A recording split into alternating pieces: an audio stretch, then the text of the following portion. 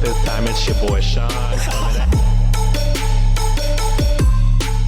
Greetings and salutations, Wikimaniacs, and welcome back to Reddit on Wiki. I am your host today, described by one of our listeners, Drella, as, quote, the hottest little punny pocket man. It is I, Jesus boy John.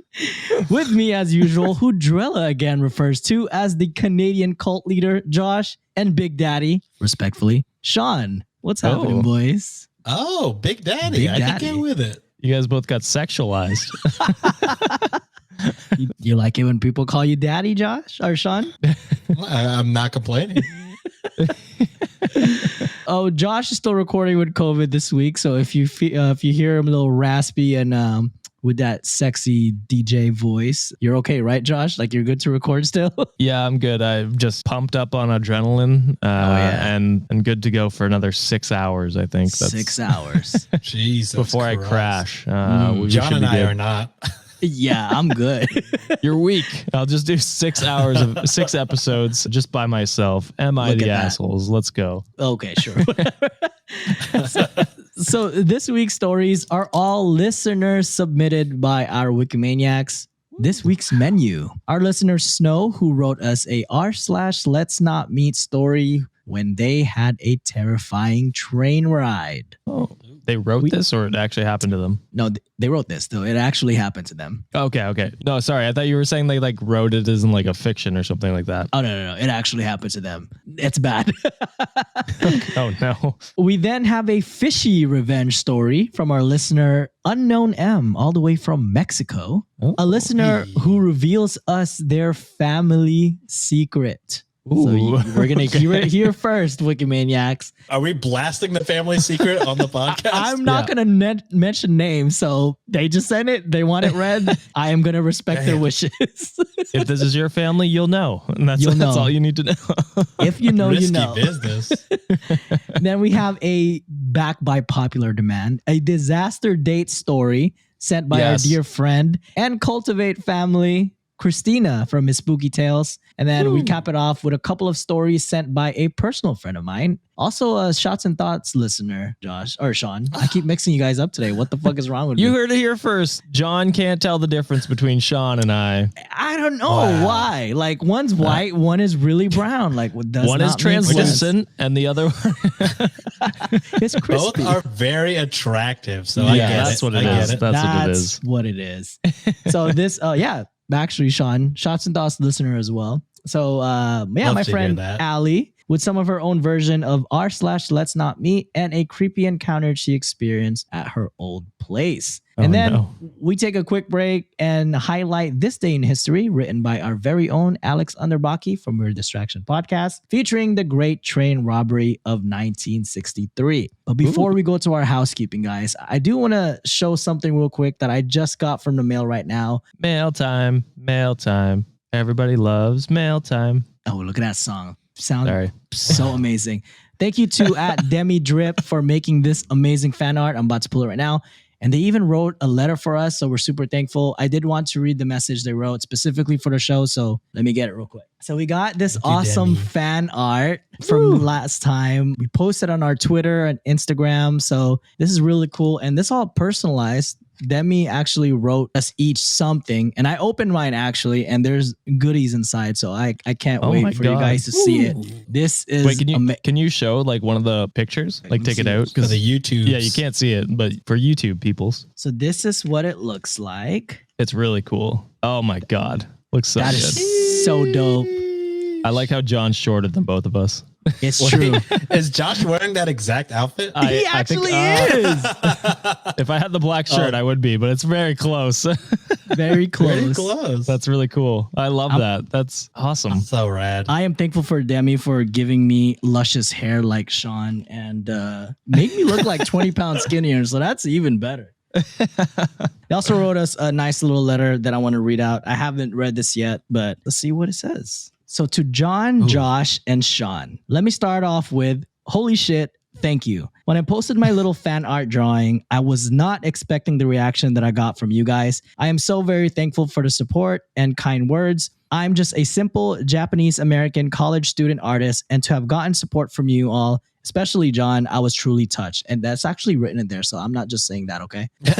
So I was totally fangirling that day. I won't even lie about it. Thank you again. And I hope you enjoyed the prints and other goodies. You guys are so chill. And I almost feel like I know you guys now. You guys have been so personable. I love the work you all do. Never have a doubt about the work you are putting in. You have grown so much in a year on Reddit, on Wiki, and can only go up from here. I look forward to drawing you guys more and maybe a little better, and I'll always be in the comments. Much love and support, Demi. That is amazing. I don't know why you're thanking us. Thank you for that amazing Seriously. fan art. That is awesome. I love it. I fucking teared up when I saw it. I was like, holy fucking moly. We're fucking doing something over here, guys. Yeah, I actually messaged Demi on the side like during that time it was happening, and I thanked them like as much as possible. I mean, I was having such a terrible like week that week, and then they got that email, and I got that Instagram message or that story, and I was like, oh my god, like I never realized that we were actually doing something as a show for the longest, and it hasn't hit me, and it still doesn't. But for someone to take the time to even do that, that is such an incredible honor. And you will never forget the first fan art. So thank you, Demi, for making that possible for us. We really, really appreciate you. And that's such a sweet sentiment. Like we'll never forget it. Yeah, thank you very much. It was awesome. Love it. And I can't wait to get to mine. And maybe I'll tape it up behind me here or something like that. So you just unveiled the secret that is not real brick. Yeah, it's real brick, okay? Tape works on brick. I'll put cement on the back and then slap it up. Make that a $25 Patreon exclusive. Maybe you should just be wearing like coveralls and, just record yourself doing it. Oh. To make a real brick wall in my basement. That would be so expensive. Just one section. I don't know if my landlord would love that, but all right, so now to get back on track, if you would like to submit your own story, head on over to our email at redditonwikipod@gmail.com or DM us on our socials. All links are on the show notes. And if you want to support us, feel free to tell your friends. Tell them to leave us a 5-star review on Apple Podcasts or Spotify. And if you want to see our handsome faces, you can also consider going to our YouTube and hit that subscribe button. And if you want your own story featured or have a subreddit you want us to cover, slide in our DMs and you can find all our info at our website at redditonwiki.com. And if you want to support us financially, head on over to our Patreon. Links are on the show notes. And I'm going back to my Pokemon rap. You guys ready? Already. Here we go. Let's go. All right. And it's getting more and more every week. So I'm going to run out of breath one of these days. It's a good problem to have. It is. It is. Shout out to our amazing patrons: Avina, Lindsay, Gabby, Aaron, Taru, Alex, Valentina, Micah, Yulia, Katie, Blue Raina, Christina, Dan, Phantom Fox 98, Susan, Freenome, Sarah, Marianne, Miss Doolittle, Jasmine, Alexis, Michelle, Danielle, Crystal, Jen, Naya, Lena. Oh, fuck. Naya, Lena, Erica 689, Diana D, Catherine, Diana Ann, Drella, Kieran, Risa, Tiffany, Chantel, Marine, Dominique, Amber, Carter, Corey, Soleil, Anonymous, Elizabeth, and Leanne. Oh my God. Damn. Josh and I got tired of dancing. We gave up. We gave up because I fucked up. You did. It would have been. You did fuck up the flow. Yeah. Yeah. How many are we at now, John? 47. Oh wait, I didn't get to see 3 more. I didn't get to see the other ones yet. So, but I think currently on a tab is a 47. Okay. While we're recording. So we're very close to 50, which is our first patron goal. We need to start making merch. Yeah, we'll need to start making merch, and we'll need to start making another goal. So those are 2 things we'll have to work on, but that's awesome. Thank you very much for supporting us. We really appreciate you. All the support that you're giving us is helping keep the show running, as well as supporting all the other shows on our Cultivate network. And by the way, patrons, use your perks. If you're a $10 patron and want that shirtless cameo vid of Josh, all you have to do is ask him. And he will happily oblige. We can do it over an episode, or be like Diana, who asked us to sing last week or 2 weeks ago, and it went really, really terrible. Oh, that was last week. Beautifully. Sure. It was last. I don't know when it was. It was last week. Time is a construction of my mind. Did you say construction of your mind? Isn't it just a construct? My COVID mind. Speaking of our handsome Canadian Zaddy, Josh, any YouTube comments or reviews that you want to What's read? Zaddy mean? Zaddy. It's like daddy, but Zaddy. Zaddy. Oh. Hey, Zaddy. Okay. This is one time where I think I'm older than you guys. I don't know that one. But sorry, you asked for, what'd you want? Reviews. Okay. We went over this. I got thrown off with Zaddy and I didn't know where to go. The COVID brain does not function well. I'm also just drugged up on cold medicine, so this is great. I thought you said Coke. I was like, oh shit. Straight edge, no Oh more. yeah. We have a ton of reviews since we last discussed, so I'm going to do a couple here. So first one from MC, 5 stars, and they title it 10 out of 10. These men with a podcast are the exception. Guys with a mic I care to listen to. Thanks for a great laughs and standing with women. I mean, low bar to stand with women. I think that's a low bar, but we appreciate the review and you listening to us. So we've mentioned since the first viral TikTok how it is insane that we're getting praise for something that should be very much the norm. Yeah, bars on the floor. Bars on the floor. Bars on the fucking floor. We're doing like bare minimum. Yeah. We're getting praise for this shit. It's hopefully we're raising all other men to raise our standard. Yeah. Hopefully.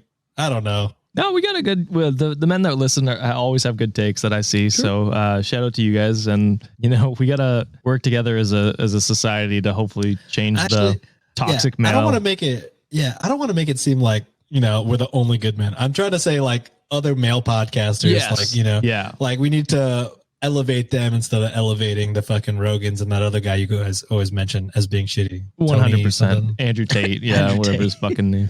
Yeah, I know there's a T in there. Tater Tot, whatever his fucking name is. So our next review comes from Ashley Go, and it is 5 stars, says, keep it up. You guys are fun to listen to while I take a drive. The stories are always wild and y'all give good advice. So keep it up. And a smiley face. So thank you, Ashley, for that review. I'm glad we can give you some wild stories to listen to. Sometimes they're too wild for us. So Sean, me, you, motherfucker, who else does shit like that? Give up halfway through the episode. I'm done. Our final one, speaking of Sean, he'll love this one, comes from Len4K1. They give a 5 star and they say, am I the asshole for liking this podcast so much? Yes.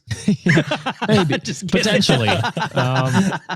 So they say, I really enjoy listening to you guys. Josh, Sean, and John have the greatest advice and opinions. I never feel alone on my way to work/home since I'm always listening to you guys. I follow you on all platforms and subscribe to the Patreon just to support you. Oh, awesome. Thank you for posting more than once a week. I will Venmo the $25 to Sean if you can promise the episodes will be longer from now on. Thank you for being so awesome. Sean cannot promise that because I'm the one that edits them.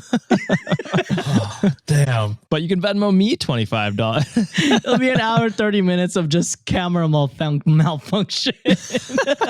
Yeah, we just won't edit that shit out. We'll keep that in. I just won't edit them and they'll be an hour and 20 minutes probably. Yeah. Or after like post recording is just trying to upload his goddamn files. Yeah. That does take an hour and a half. But yeah, those are the reviews that I have. There's a ton of other ones. We'll get to them in future episodes, but thank you very much for sending those in. We love the reviews and appreciate them very much. And look how much of a trooper Josh is. This dude just did a whole ass episode before this with COVID and he still offered to read the reviews. Fucking amazing. What a guy. I'm high on Diet Coke or whatever Sean thought I said. Oh, he said cocaine. Oh, just regular cocaine. Okay. Not Diet Cocaine. No, I like it cut with aspartame or whatever. Oh my God. This guy's a pro. You guys ready for stories? No, but let's do it. How are we going to say no, but then let's do it? What the fuck does that mean? Self-sabotage, baby. Let's go. Oh my God. Okay. First story comes from our listener Snow, who DM'd this on our Instagram page. This is their Let's Not Meet experience that I would like your guys' reaction to. This is what they wrote.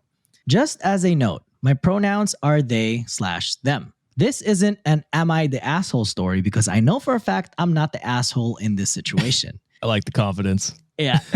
Instead, it's more of a let's not meet story. I, a 23-year-old AFAB, assigned female at birth, non-binary person. Is it AFAB? I think so, yeah. Okay. If it's not AFAB, please correct us. Usually take my state's local public transportation to go to my friend's house. This includes a train and sometimes a TRAX line. At the time of this story, I think I was maybe about 17 or 18. All of my friends live about an hour away from me because we met at a convention in our state, so it's easier for everyone if I travel travel up to them rather than 5 people traveling down here. Makes sense. It's like if I were to ever come visit you guys, I'd come down there, not the other way around. I mean, even though John and I both want to go to Canada. Yeah, we want to go to Canada. We don't want to. I want that lobster poutine. Right. Bad. Yeah, ask me in January though. I'll definitely want to come down to you guys. It gets cold here too. That's not Canada cold, but yeah. Winter, you can come here, and then summers we'll go up there. Yeah, that sounds good. We'll cottage at each other's houses. Nice. So on one of my return trips from said friend's house, I was riding one of the later trains. It was dark already and we had been watching a horror movie before I left, so I was already on edge. I usually keep both of my headphones in and listen to a podcast. Hopefully it's Reddit on Wiki now. Or at the least have them in with nothing playing so people don't talk to me. I've done that. Nothing playing so people don't talk to you? Yeah, where my phone's dead, but I'm just like, I don't want to deal with people. Oh, wow, you're just such a dick. I don't think that's a dick thing. Did you just call Snow a dick? Wow. No, I called you a dick, Josh. But they did the same thing. No. Yeah. I just don't like social situations. I'm just avoiding them. So that's where I come from. I'm sure that's where they come from as well. So I've done the same thing. Don't worry. At this time, I had really long hair and looked more traditionally feminine. They put in quotation, I don't anymore, which seems to have solved this issue. Throughout my time, I've grown used to grown men and teenagers alike approaching me and asking me gross and invasive questions while on the train. Disgusting. It is disgusting. One question which involved a man asking me if I wanted kids, and when I said no, he said, it's a shame. You'd have beautiful babies. Ugh. Why? This is why I avoid people. Why do you feel the need to say that to somebody you don't know? Yeah. Open up a conversation like that? People fucking suck. Holy shit. Yeah. Anyway, the point is, I've dealt with a lot of stuff on a train before, but this is by far the worst situation. So I'm on my way home. It's dark and I have my headphones in so that people wouldn't talk to me. The train isn't particularly crowded, but each row has at least one person in it, meaning 2 strangers are going to have to sit at least across from each other in order for everyone to have a seat. That's when this guy approaches me. He puts his hand on the table in front of me in order to get my attention, and I take out my earbud to talk to him. He asks if he can sit, and I, of course, said, go ahead. It was just me, so I wasn't saving a spot for anyone, and I didn't want to be rude and say no. He sat, and I went to put my headphone back in when he immediately started talking to me. First, it was just innocent things like what my name was and why I was riding the train. Then he asked what stop I was getting off at, and without thinking, I told him. That's when I said, oh, so am I. Oh, God. This is when I started to get nervous. He began to ask several other questions. My age, where I lived, even my ethnicity. He asked if my hair was natural and if I had any work done. I dodged around questions as best as I could, but I knew I was in trouble. So I messaged my friends who were all still together and told them to call me so I could act like it was an important phone call. They did, and I quickly answered, telling him I had to take it. I talked to them as if nothing was wrong as I walked down to the doors of the train and waited for my exit. When I was far enough away from the man, I began explaining to them what was happening. Lucky for me, a few people overheard and came to my rescue. One being a very big man who asked if a man was bothering me. I told him yes, and pointed him out, and honestly, the guy creeping me out probably would have gotten beat up if it weren't for a woman saying she would walk with me to my car. She got me there safely, awesome. And I made sure she got in her car before I left too. From my car, I watched the guy walk past me and the woman, staring us down as if waiting for an opportunity to get me. Oh my God. So to the person I'm pretty sure was trying to sex traffic me, I hope we never meet again. Yeah, fuck, man. There are so many fucking weirdos out there, and it scares me. And I know we hit on this every single time we talk about the Let's Not Meet story, but it is wild how alert you have to be as a woman or passing as a woman, because there are so many fucking creeps that are just ready to either take advantage of you or try and fucking sex traffic you, as you just said. Like that is an insane thought to think about. Thankfully you were in a position where there's people around and they helped you. Like kudos to that girl and that big guy who's ready to beat the shit out of him. I would have probably let him. Oh yeah, for sure. It makes me so sad, and I'm sorry you had to go through that. Yeah. I mean, I feel the same. It's like, it sucks that we talk about this and it happens as often as it does. It's like we as men never, or at least very rarely, have to deal with worrying about this kind of stuff, you know? And it's not until we hear from a woman or somebody who passes as a woman, like how careful they have to be doing like menial things. Us seems like menial regular things. They have to just be on like 100% alert all the time, which would frustrate me to no end. So I can't even imagine how frustrating it is for you guys. So I'm glad you got home safe, but it's just so frustrating. Snow, we appreciate you for sending that story out, and hopefully your experience is a lot better now. And again, Sean's frustrations, I think, just hits it right in the head. I don't wish for anyone to just be on high alert, just doing some basic stuff, like just even trying to get it home. So yeah. Again, thank you for sending your story, and hopefully next time you put your earbuds on, it's Reddit on Wiki playing. So quick plug. And it's just us saying, get therapy to the people around you. Or if they're being creepy, and just be like, hey, listen to the soundbite real quick. And it's just Josh and Sean saying get therapy. So we'll sell it as a ringtone. An NFT or something. Capitalism really popped off with this. All right. So for our next story, I'm even afraid to say their name because it's a family secret. So I'm gonna keep it anonymous. If you're listening, if you know, you know. Okay. So they wrote, "Hello, I've been listening to your podcast for quite some time now." Quite some time makes me nervous because if you go to the regular episode, the early episodes, that makes me really nervous. I love it. Thank you for brightening my day every time I listen to you. You guys rock. I thought I'd share a family secret that I still can't wrap my head around, even 5 years after learning about it. I don't have many social media accounts, so I hope this is the right email address to write you on. Keep up the good work. You sent it to the right email. Thank you. Otherwise, some other Reddit person knows about your family secret now. Some random guy's just checking his email. What the What a nightmare. So the story goes, my dad's cousin just discovered he has a 30-year-old daughter that his mother kept from him. Oh. So few disclaimers before I get started. 1, English is not my native language, so sorry for any weird phrasing. That is completely okay. We all speak English and we still miss like talking all the time. So especially when I have COVID. Yes. 2, I am talking about a story I heard a few years ago concerning my rather large extended family. I'm not sure to have all the details right, but I'll do my best to give as many as I can. About 100 years ago, right after World War I, my great-grandparents settled on a farm. My great-grandfather wanted to rebuild and repopulate the country after the terrible war, and so they did. So they got busy. That's a task. Wow. Hear this out. They had 12 children and ran a prosperous farm supporting about 50 people, the pride and joy of the family. So many years later, the first boy of those 12 children inherited the farm. Let's call him C. For context, he is my grandma's older brother. C married a woman named B, and together they had 5 children. Their firstborn was named S, and he was destined to take over the farm. There's a lot of letters. I am already lost, so please bear with me. We're learning the alphabet today. I was like, oh shit. There's 50 of them. There's going to be I way need more. to draw this out. You need like the Charlie Day map. Yes. And this is where the story begins. When he was around 18 to 20 years old, S had a serious relationship with a girl named G, whom he planned to marry. B didn't approve of this girl, and G was not from a good enough family for her beloved first son, and S was about to inherit a wealthy farm. G was not to get her hands on the son nor the farm. B managed to have them break up, and if I remember correctly, she convinced G to go away, and S never heard from her again. This reminds me of Arrow. I don't know if you watched that shitty CW show.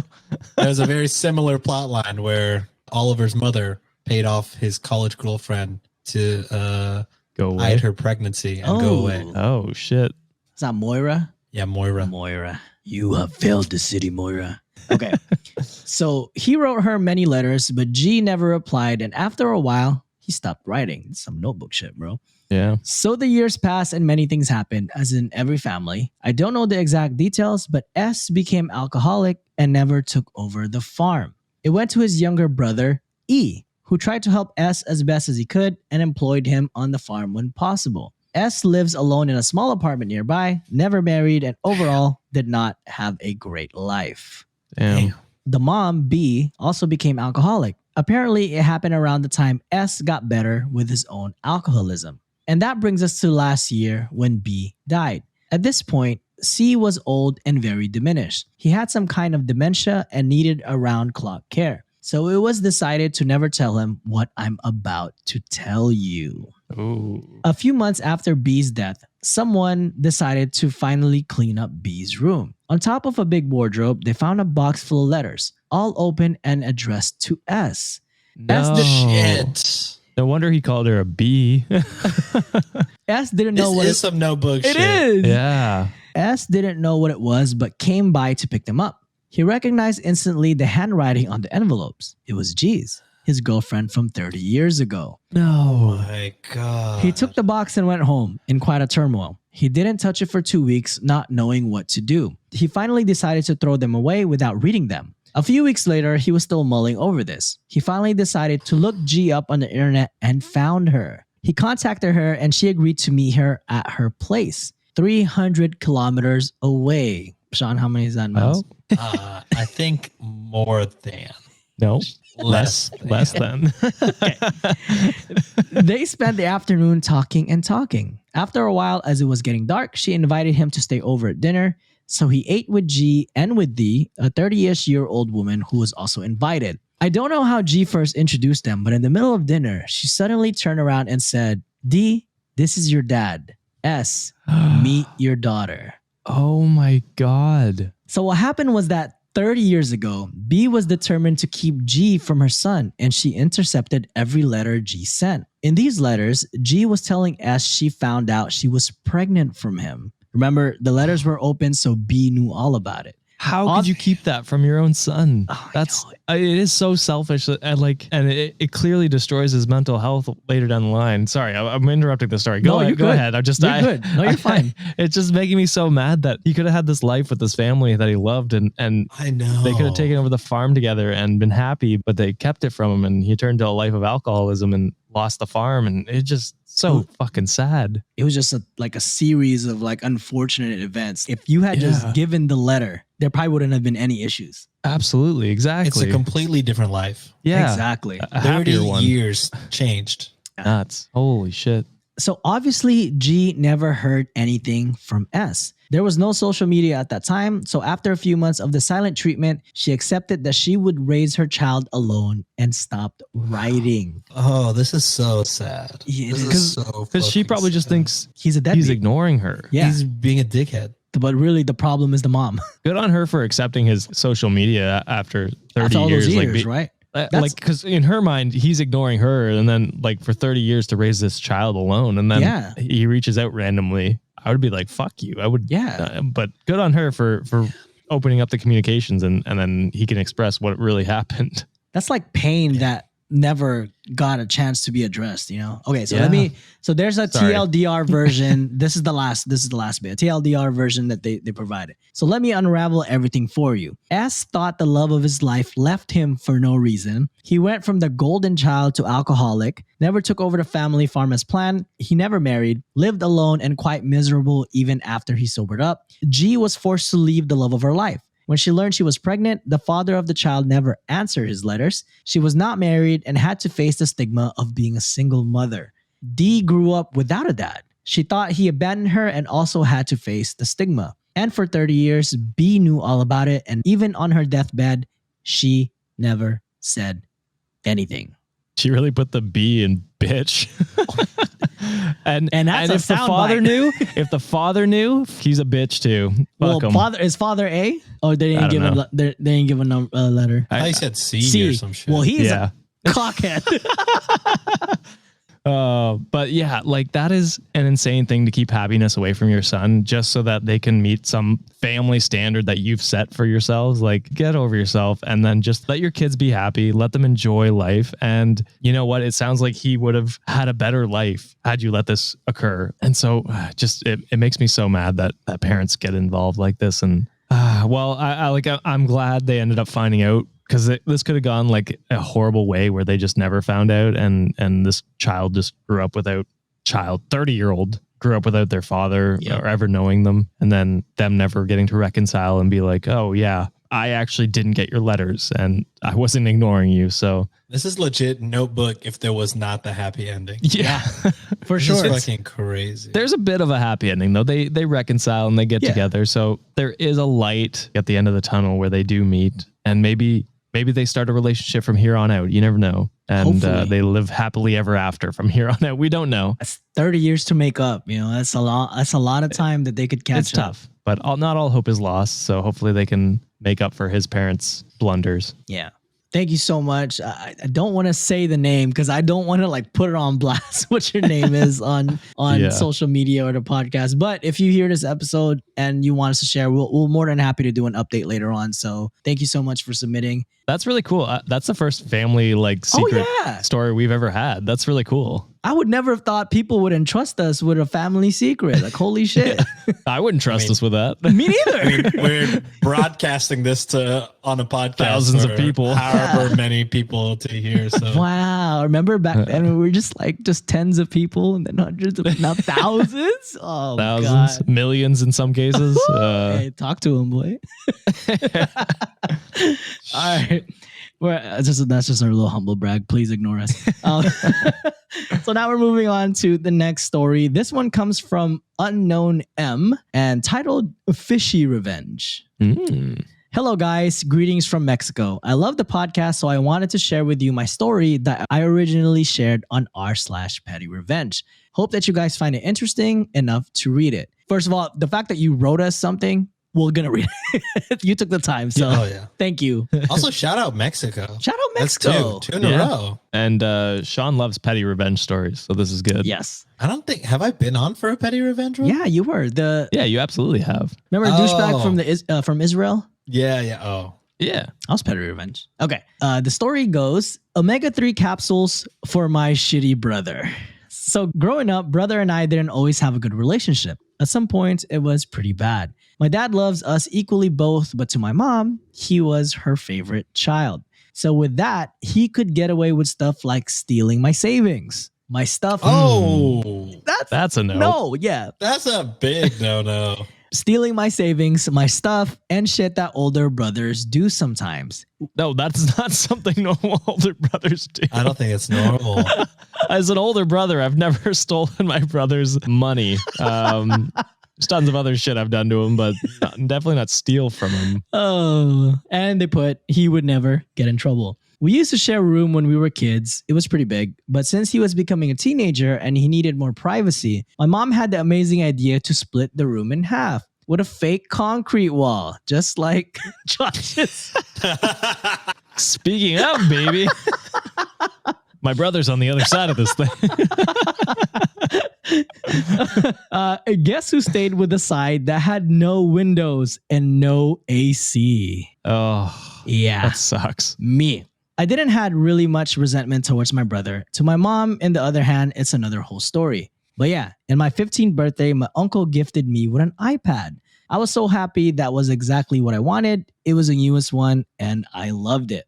One time, my brother broke his cell phone and he asked me if he could borrow my iPad to watch videos and 9gag since he didn't have a cell phone just when I was asleep, so he could fall asleep too. I went to bed much earlier in the night than him, so I was like, yeah, why not? But just when I'm sleeping. So one day he decided that he wanted to take my iPad to his school. He took it there and fell off his hands and broke the screen. No. That's so expensive. It is. That is very expensive. They are. I didn't have a case on my iPad. Back then in my hometown, we didn't really put cases to protect our devices, and my parents would not just buy me a case, so my iPad was caseless. When I returned home from school, I found my iPad with the screen completely broken. Jesus. It didn't even work anymore. I got so furious, I told my parents, and they were like, yeah, shit happens. They just told my brother that it was bad and didn't give him any consequences. It was my birthday gift from my uncle. My parents would not just buy me another one. You know, in my mom's eyes, it was my fault that I lent it to my brother in the first place.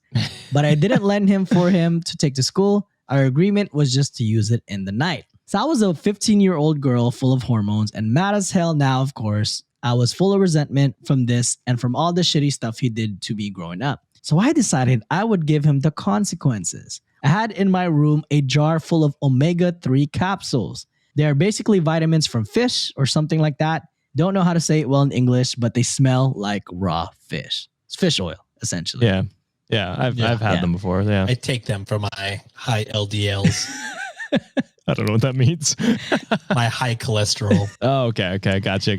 I grabbed a bunch of capsules and pinched them with a needle, took out the fishy oil they had inside and poured it in his room when he wasn't home. In his clothes, in his furniture, in his bed. All his room stank like raw fish. I stank too, but I would just take a long shower and throw away the clothes I was wearing to get rid of it. And to me, it was worth it. So he came home with his friends, and I could hear them talk from my room because of the fake concrete wall. Again, shout out to Josh. Wouldn't that smell on your side too then? Yeah, probably. They were complaining his room smelled like seafood, and he said he didn't know why. I was so happy it made me laugh. For months, it stank. The fishy oil is hard. The fishy oil is hard to get rid of from the stuff I learned. Every time he invited girls or friends to his room, I could hear them complaining about the smell, and it made me so happy. They wouldn't stay in his room for very long because of that. Once my dad was complaining with me about the smell, he said that you can pass by his room and it would smell horribly. So I confessed to him that it was me. What I did. No. No. He laughed. He said he deserved it. Hell yeah. And he promised to not tell him or my mom, and he never did. Thanks, Dad. That's funny. Now my brother has matured a lot. I have a good relationship with him, and I honestly love my brother. I forgave him, but I don't feel bad about what I did back then. I haven't told him. He still doesn't know that it was me who caused the seafood smell in his room. Maybe I would tell him someday. Yeah, that's a pretty harmless revenge story. I love that. You make his room smell bad for a long time, and your dad's a G for being like, hell yeah, and just propping you. Being like, yeah, I'm not telling anyone. That's an awesome guy. So that's I thought that was gonna be way worse. So that was lighthearted and fun. I like that. Yeah, I love that. Fucking popping the pills. With like needles and just like spreading the shit all over. Just everywhere. That's fucking genius. Diabolical. I Oh, love it. man. All right. Next story. And this is a disaster date story from our good friend Christina from his Spooky Tales podcast. Guys, check out that podcast. It is amazing. All right. Hi, John, Sean, and Josh. Christina here. After listening to the latest disaster date story, I was inspired to share my own. This happened like 11 or 12 years ago now. I had just graduated high school and was single and ready to mingle. There was a guy that I really liked. He graduated the year before me. He played football, was tall, had long black hair, and honestly, other than his looks, I didn't know much about him. Oh, yeah. Oh, God, I'm going to age myself here too. We were chatting on MySpace. Oh, yeah. I never had MySpace. Oh, God, Jesus, you're young. Fuck up. We were chatting on MySpace and he asked me out to the movies. I was so excited. The day of the date arrived and he texted that he was outside. I walked out of my house and was surprised to see a van. Oh, okay. I just didn't think a 19-year-old would be driving a van. But I also had an old beat up Hyundai. Hyundai? I don't know how to pronounce it. Hyundai? Hyundai? Hyundai, sure. I also had an old beat up Hyundai. So who was I to judge, right? Well, it wasn't him driving. It was his mom. How old are they? 19. Oh, that's tough. That's rough. That's tough. That's rough. Like if they were 16, I'd be like, okay, that makes sense. You know, your mom Yeah, honestly, 17 has to drive. 17 or 18 also. It's like pushing it, but like that's fine. Yeah, that's like it's pushing it. Oh, that's tough. I know being 19 and having your mom. 19 is rough. Yeah. 19 is tough. And I was like, well, that's super weird. Why is his mom driving us? On the way to the movies, his mom just kept talking and talking about how excited she was that her son was going on a date. And she was even more excited because I spoke Spanish too. That hurts. Wait, I want to know what the seating arrangement was. Was it Christina, two you in gotta the front, one in the back? I want to know. You gotta I want to know if you had to sit in the back alone or something. But then she started talking about how I could teach her grandkids Spanish and all this nonsense about the future. Oh, no. I was like, Senora, calm down. I'm only 18 and this is our first date. Probably our last. Yeah, fair. The entire time, his mom was planning our future. The guy said nothing. Oh, that's tough. Finally, we got dropped off, headed to the movie, and I was glad because then we could just sit and watch the movie. After it was over, his mom took so long to pick us up. It had to be intentional. He tried to get too handsy and was a slobbery kisser, so I told him all this was too weird and then ghosted him. Damn, it was probably way easier to get ghosted back then if all you had was MySpace at the time. Phone calls were only free after 9 p.m. Oh God, I'm showing my Holy age. shit. The ancient I don't times. think I had it like that. God damn it. So it was just me then. So weeks later, my friends and I crashed his kickback and stole his beer. So that was fun and my little revenge for the weird ass ride and awkward date. Love the pod. Stay spooky, Christina. That's funny. I mean, yeah, getting handsy is shitty. So the beer's payback for that. But yeah, that is unfortunate. I probably would have just lied to my mom and said I'm going to movies with friends. Yeah, I think that's something where you're like, I'll meet you at the theater, not I'll pick you up. Like, yeah, that's an option. Yeah. It's an option. I mean, not that I dated a lot, but I'm just like, we are aware. Yeah. But yeah. I feel like even me who didn't date often in high school and college would be like, yeah, I don't think I could even say I'll pick you up. Like that's not an option. Yeah. Like me and you would have the foresight to be like, I'll meet you there. Or me and my mom are going to pick you up in like 20 minutes.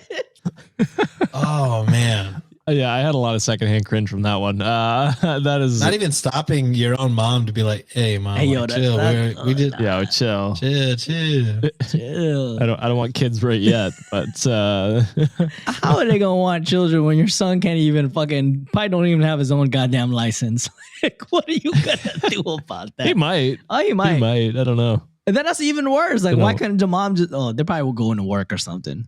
Maybe. But anyways, a big shout out to Christina and make sure to check out our podcast. It's Spooky Tales. They are part of the Cultivate podcast network. And actually a previous Am I the Asshole guest as well. Oh yeah, she was. If you love hearing spooky stories with a Latin flair, please head on over to her show and show her some love. And she's also on our Discord channel, so feel free to interact. She's always there talking with Wikimaniacs. All right, we got the last two stories, and these ones are pretty quick. So these two stories come from my friend Ali. So shout out to Ali who sent it to us on our Instagram DMs. Story number 1. It's a Goosebumps story / they're both from Ali. Yeah. Oh shit. First story is a Goosebumps story / glad we never met. Goes as this. I grew up in Pennsylvania where we don't have garages and you park on the street. I got home late from work one night and had to park far down the block away from my house because there were so many cars. As I parked, I noticed there was a guy standing in the alleyway, which I thought was weird with how late it was. I stayed in my car for a bit listening to music, and when I looked up again, he was gone. So I got out of my car. However, as soon as I got out of my car and started locking my door, I got goosebumps and looked over my shoulder to see the guy was standing there again and was starting to walk towards me. No. I started to walk towards my house and was intentionally speeding up my pace so that the guy and I wouldn't intersect once I crossed the street. However, I noticed that he was also changing his walking pace so that by the time I crossed the street, we would be at the same spot. I changed my pace a few more times and it was undoubtable. He was trying to pace his walking so that we would be at the same spot once I crossed the street. Once I was about a car length away, I hear him say, "My, you're a fast walker." Hell no. Oh, no.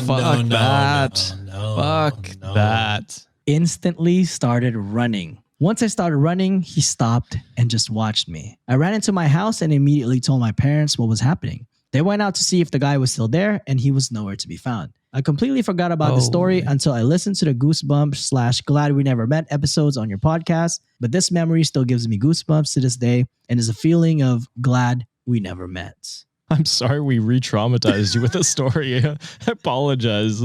Holy, that's fucked up. That's fucking creepy. That's so scary. What a fucking piece of shit. That's Pennsylvania, you said? Any wide sweeping accusations at Pennsylvania as a state, Sean? Like you did with Utah? I heard Philadelphia Eagle fans are kind of crazy. They won a Super Bowl and burned their own city down. Okay. Is that the new bit now? Are we just dunking on cities now? I get to hell yeah. Since y'all dunk on Texas so often, I get to dunk on what other. Yeah, we could do it. Yeah. Any province or state or territory, I don't know what else there is, but they're all open to be dunked on, you know? Fuck Wichita, Kansas. Okay, we're not just going random places, John. They have to be part of a story. Okay, sorry. Okay, last story for the day. Also comes from Allie. I was renting a house in Denton, Texas with 2 other girls. I think I've been to that house. I think we had game night over there before. So I was going to say, I hope you were there, John. Yeah. That's pretty close to you. I was like, this is John's friend, not just John being a creep. No. This is actually my friend. I think I want to say we had game night there before. But okay. Nice. So the girl who was in the room next to me had her boyfriend over spending the night. So at about 3 a.m., I startled awake by bloody murder screaming by my roommate and her boyfriend. Screaming so terrifying that I immediately jump out of bed, but then pause before I go out the door to listen for a second because I legitimately had the thought of someone is in the house, like stabbing them to death. Oh, Jesus. So do I need to jump out of my window instead of going to help them? After a few seconds, the screaming ceases and I hear both of them crying. So I go out of my door to see what's going on. The boyfriend comes out of the room at the same time and I ask him what happened and he is crying, says, I need to go. Where did it go? What the hell just happened? Where did what go?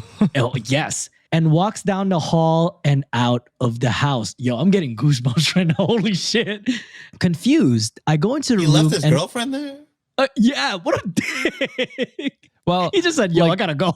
Well, it could, I don't know. Yeah, I'm trying to think of what the scenario could be. If he's got to get out real quick, you might. But it could be like a breakup and she was just screaming at him. I don't know. Let's finish the story. Yeah, there's details.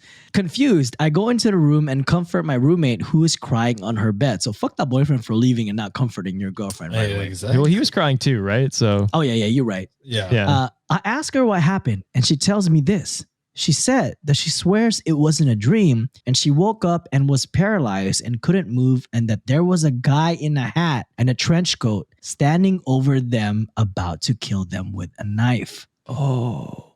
It wasn't until she started screaming that the guy disappeared out of the room and down the hall. At this moment, her boyfriend comes back in the house and into the room. I rescind the fuck the boyfriend situation. I was going to say he's hunting down a guy. Yeah. I was about to turn to him and write everything off as a night terror. Then he says this, and this is in parentheses. And remember, he was just out of the house for the last few minutes. He says, "Hey guys, I'm so sorry for waking you up. I guess I had this awful night terror where I couldn't move and there was a guy in a trench coat and a hat standing over me with a knife about to stab me." So they had separate night terrors?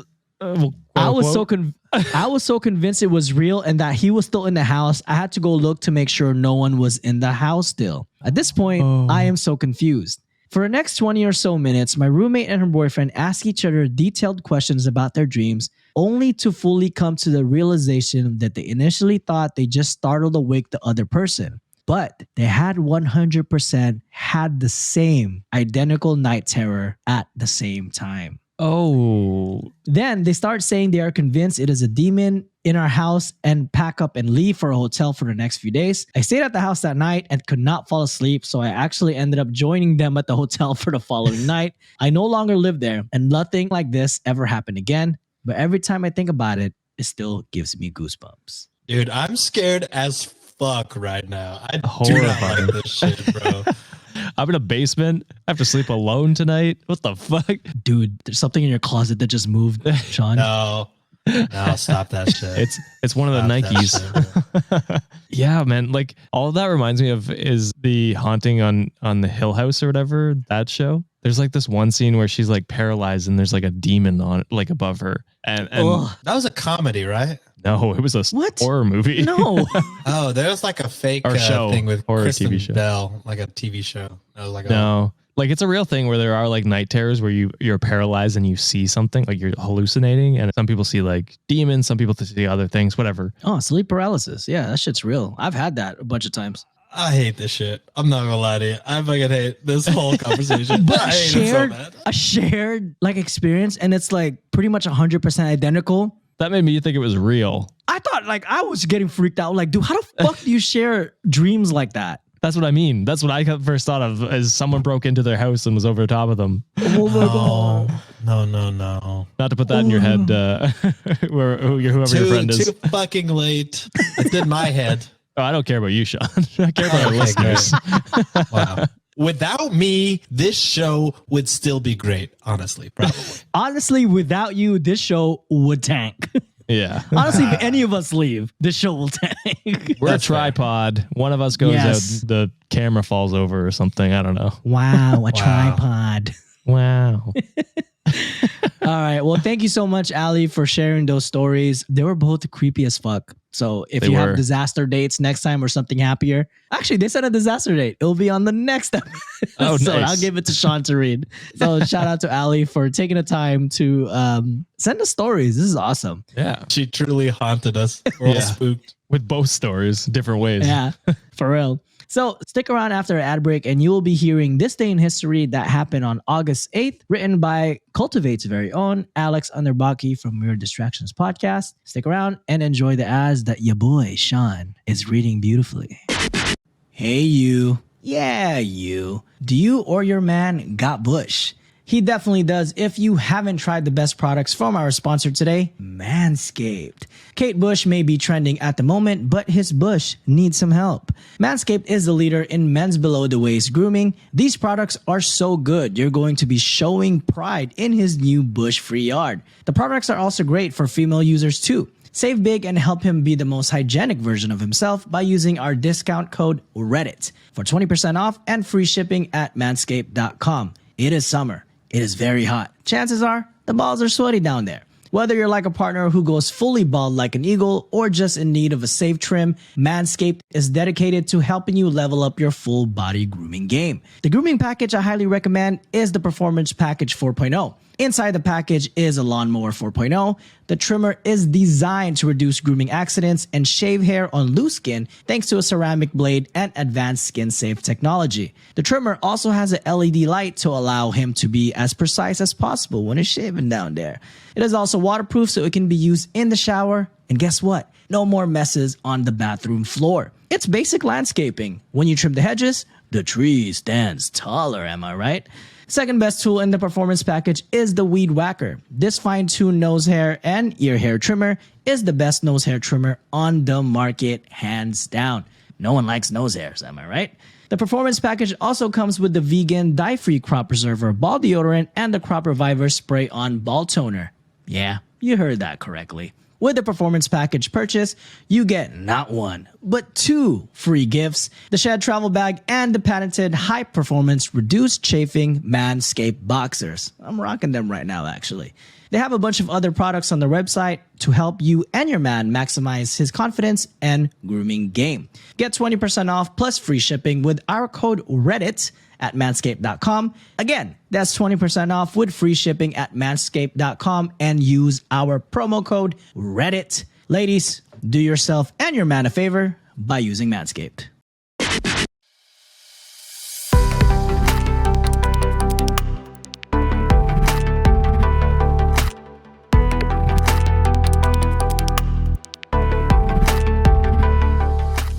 Welcome back, Wikimaniacs, to This Day in History, a series where we take you back in time to learn more about what happened on this day throughout history. Today's date is August 8th, 2022. So far within This Day in History segment, we've chatted about movies, book releases, births, deaths, festivals, and many more. For the first time, however, we're going to be grabbing our detective hats and discuss a crime case that took place nearly 6 decades ago to this day. So grab your luggage, passports, most importantly, grab your snacks, as this case will take us to the United Kingdom.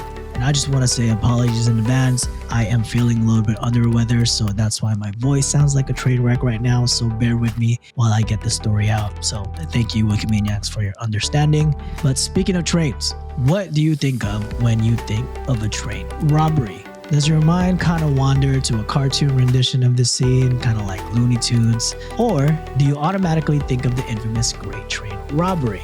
Now let's get on track with this story right now. The Great Train Robbery consisted of many things. 2.6 million euros, a Royal Mail train heading from Glasgow to London, Bridegate Railway Bridge near Buckinghamshire, 15 men, and one August 8th morning. Before we discuss the actual robbery, let's introduce the players involved in the story. This group of 17 included Gordon Goody, Charlie Wilson, Buster Edwards, Bruce Reynolds, Roy James, John Daly, Roger Corddry, Jimmy White, Bob Welch, Tommy Wisby, Jim Hussey, Ronnie Biggs, Harry Smith, Danny Pembroke, and one unknown suspect named Pop. If you don't remember all these names, don't worry, this may just be one of the biggest robbery groups that I've ever come across so far, and this sounds like a plot for Red Dead Redemption 2. As mentioned, this group was after some very serious cheddar, 2.6 million euros to be exact, which if you convert in today's currency, is about 5 million euros. That's a lot of money. So how were these 15 men going to pull off this task, if you may ask? The plan was somewhat simple. On August 8th of 1963, the men were to intercept and rob the overnight Glasgow to London train as mentioned earlier. How do we know all this? Well, supposedly from an unnamed security officer within Royal Mail who had detailed knowledge of the amounts of money carried within that train. Allegedly, this officer was introduced to two of the criminals who would carry out the raid, specifically Gordon Goody and Buster Edwards, by a London solicitor's clerk, Brian Field. The plan took months to create, with the mastermind supposedly being Bruce Reynolds.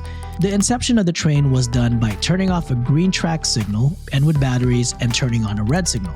Once firemen on the train went out to investigate, they were captured by numbers of the crew located nearby. The remainder of the crew went onto the train, where they would reportedly make it with their new-to-them cash in 120 mail bags before hopping in their Land Rovers and driving to the farm hideaway, known as the Leather Slate Farm, where they divided the cash flow. The crew may have felt safe at the farm, but it wouldn't last very long. And according to a Britannica.com article, apparently 6 of the thieves in the group were hired to eventually burn down the farmhouse. Backstabbing motherfuckers. Which could be to hide any evidence of the crew being there. However, the thieves apparently did such a poor job that the police found everyone's fingerprints. It turns out police had a hunch about the farm for quite some time and were able to pick up these fingerprints. With the prints and other form of evidence, 12 of the 15 robbers were caught, convicted, and sent to prison, which, according to Britannica, none of those 12 men served more than 13 years. Oh, and all that money that this group stole, supposedly, it was never recovered. And that, Wikimaniacs, is what happened on August 8th, 1963. Thank you for tuning in, and let's bring the rest of the group back to the show.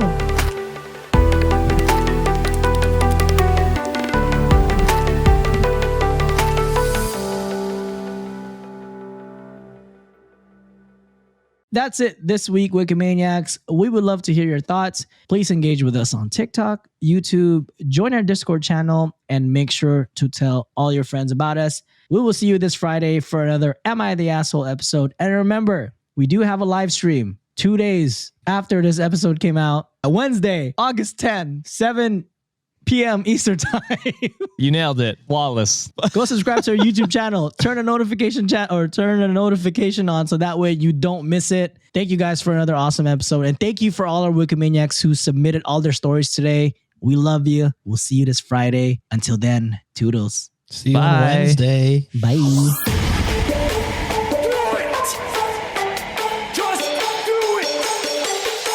Expert in fucking, I don't know. Great power. For the 5th time, it's your boy Sean.